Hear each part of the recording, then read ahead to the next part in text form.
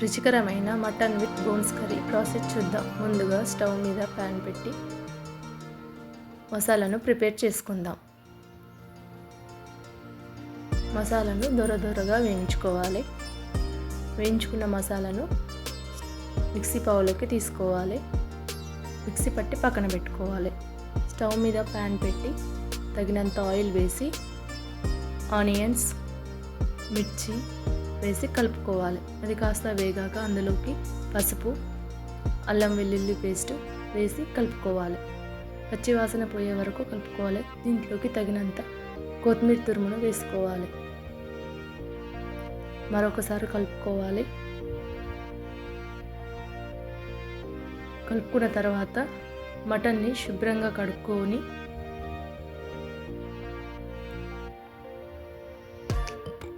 అందులో వేసుకుందాం.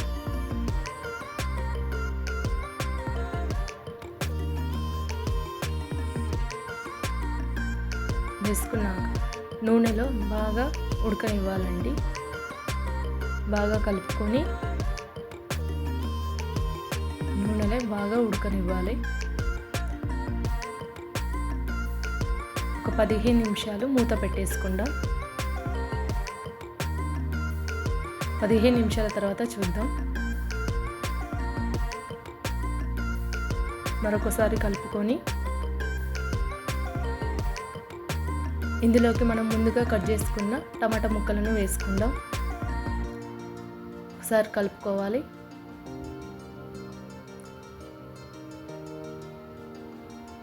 కలుపుకున్న తర్వాత ఇందులో తగినంత ఉప్పు, తగినంత కారం వేసుకొని మరొకసారి కలుపుకోవాలి. టమాటా ఉడికిపోయిందండి. ఇందులో ఇప్పుడు వాటర్ వేసుకుందాం.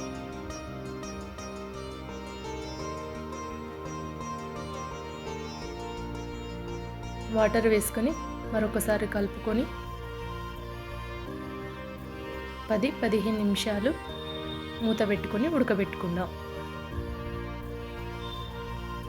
15 నిమిషాల తర్వాత చూద్దాం. ఉడికిందండి.